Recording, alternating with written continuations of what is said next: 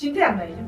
좀 더 이렇게 근원지 파악이 필요할 것 같고요. 이런 부분, 비슷한 부분이 다른 사회에서도 일어날 것 같다는 생각이 드네요. 과정이 없이 이렇게 한다면 폭동을 피할 수 없다는 이런 사회적 단연이라고 봤어요.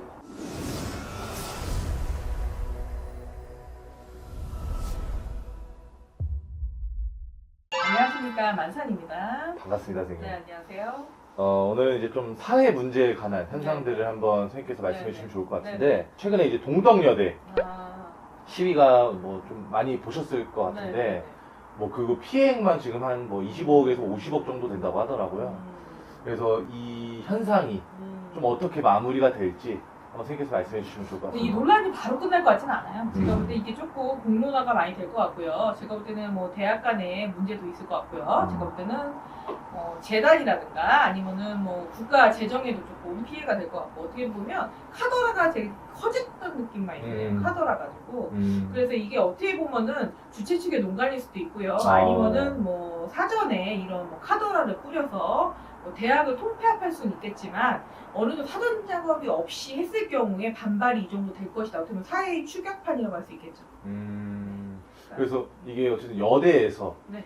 이제 공학으로 바뀌는 거잖아요. 네, 공학으로 바뀐다는 건데, 어떻게 보면 받아들일 수도 있다고 할 수도 있겠지만 역사적인 면을 또 무시할 수 없다는 게 우리나라도 특징도 있고요.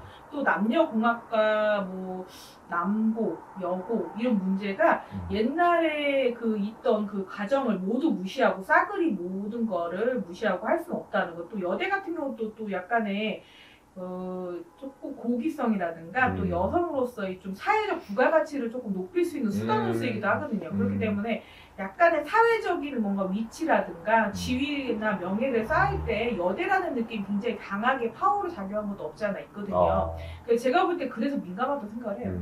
맞습니다. 선생님 말씀처럼 이제 어떻게 보면 그 대학 여대의 정체성이 사라지게 되는 거니까. 페미니즘에 제가 볼 때 가깝게 페미니즘에 대한 도전이라고 봤을 수도 있겠어요. 본인가 파악을 했을 때 페미니즘 부분을 굉장히 부각시키기도 하고, 지금 남녀 공론화를 해서 남녀 평등이 불평등하다 이렇게 좀 한쪽으로 몰아붙이는 성향이 없지 않아 있거든요. 그래서 남녀가 불평등하고 뭐 조금 남녀 불평등 차별 부분에 대해서 좀 많이 공론화가 돼 있던 건 사실이거든요. 그래서 또 젊은 여성분들이 그거에 굉장히 또 당당함도 있고요. 어떻게 보면 나서서 또 대변하는 경우가 많거든요.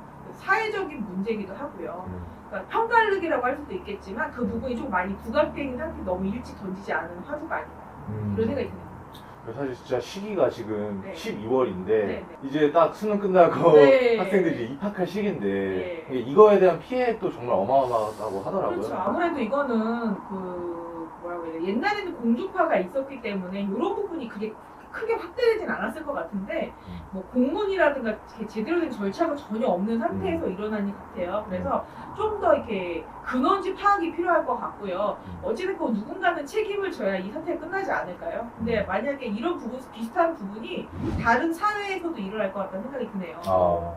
남녀 평등 부분을 떠나서 뭐 장애인과 비장애인 부분, 아니면 뭐 선수와 선수가 아닌 부분, 아니면은 뭐 특성 계급이나 아니면은 만약에 그런 거 있죠. 뭐 교직원과 교직원이 아니었을 때, 아니면 학생과 학생 식당이 아니고 교직원 식당과 학생 차이, 뭐 이런 식으로 예를 들어서 뭐 이런 부분이라든가, 뭐 아니면은 노인층과 뭐 아니면은 아이층 뭐 이런 배려에 대해서 뭐 노키즈등 같은 것도 그렇죠. 그런 부분에서도 그렇고, 사회적인 이익단체에 의해서 어떻게 보면은 요거를 하나의 그러니까 소규모의 집단 성향, 뭐 집단 이기주의로 볼 수 있겠지만, 역사를 갖다가 깡그리 무시하고서 집단 이기주의로만 갈 수는 없고요. 그 부분을 집단 이기주의화 한다고 하더라도 역사를 어느 정도 좀 약간 그 사람들이 납득을 시킨 다음에 공론화 시키는 과정이 있어야 하고, 그 과정을 조금 더 체계화했어야 되는데 막무가내로 몰아붙이기 이렇게 제가 볼 때는 무조건 그냥 무너뜨릴 생각이었던 거 아니에요, 제 생각은. 그래서 과정이 없이 이렇게 한다면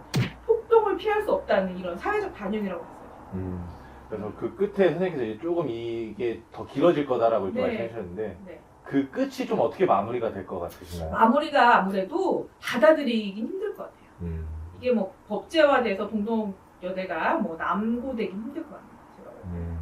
그러면 기존처럼 유지를 할 가능성이 크다. 그렇죠. 그건 또 학생들한테 책임을 물 수도 없는 거고요. 제가 볼 때 이거를 갖다가 대학에다 물 수도 없는 거고요. 그렇죠? 그럼 이거는 진짜 진퇴양난이죠.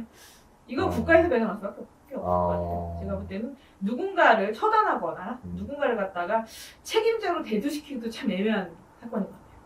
제가 볼 때 이건 공론화시키기보다는 어느 정도 사회적인 그런 뭐 약간 대표 부분들이 좀 이렇게 나서서 좀 빨리 마무리를 짓는 게 나을 것 같아요. 보기도 안 좋고 또 이런 부분 때문에 다른 부분에서 터져나올 문제가 많거든요. 너무 한쪽만 보여줄 게 아니라 과정이라든가 집행 부분이 좀 잘못됐다는 걸 부각시켰으면 좋겠다는 생각이 들어요. 좋습니다. 오늘 이렇게 좀 다양한 사회 문제 속 한 가지를 한번 알아봤는데 네. 또 다음에도 좀 더 다양한 주제로 한번 우리 시청자분들에게 좋은 정보 한번 제공해 드리도록 하겠습니다. 그리고 또 한 가지 더 부가적으로 말씀드리자면 그 동덕역 이제 문제가 됐던 이유가 한 가지가 있어요. 이상향을 꿈꿨던 거에 대한 약간의 폐쇄적인 견해에서 보는 그러니까 반발이 될 수 있는 부분, 그냥 무마시키려고 했던 부분이 문제가 됐다는 거를 조금 더 집중적으로 봐주셨으면 했다는 생각이 들어요. 그러니까 이 무마라는 것도 과정이 필요하다는 거. 만약에 만약에 소수의 의견이라고 하지만 대다수가 의견이 이렇다고 하여도 소수 집단을 없애기 위해서 무조건 무마시킨다고 해서 그게 꼭 무마가 되는 건 아니라는 거. 과정이 필요하다는 게 필요해요. 그래서 그 부분을 좀 중점적으로 보시면 해결 과정이 보일 것 같아요. 오늘도 좋은 말씀 감사합니다. 감사합니다.